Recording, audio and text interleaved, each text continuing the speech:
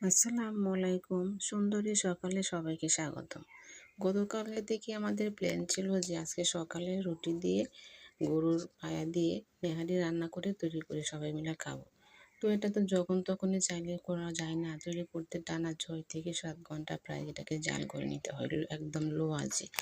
তো আমি কালকে মাগরিবের পর সন্ধ্যা 6টা বেজে ওটাকে চুলায় বসিয়েছিলাম। রাত 12:30 পৌনে একটা প্রায় এটাকে নামিয়েছি। নামানোর পরও দেখলাম যে ঝোলটা খানিকটা পাতলা, এত মাখা মাখা ঘন হয় নাই।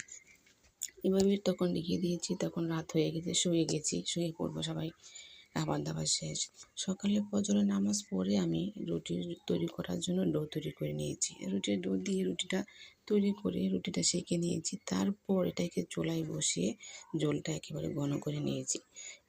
এই গরুর পায়ে দিয়ে নেহারিটা খাওয়ার জন্য কিন্তু ডাক্তাররা মহিলাদেরকে সাজেস্ট করে। পুরুষদের জন্য একই কথা, সেম। তবে এটাতে অনেক পুষ্টি ও ক্যালসিয়ামের ঘাটতি পূরণ করা যায়। আমার এই ভিডিওটা তৈরি করতে অনেক সময় লেগেছে, কারণ এই ভিডিওটা যদি আপনাদের কাছে আমি পৌঁছাতে পারি এটাই আমার সার্থকতা। যদি আমার এই নেহারি রান্নার রেসিপিটা আপনাদের ভালো লেগে থাকে তো প্লিজ একটা লাইক ও ফলো দিয়ে যাবেন। আসসালামু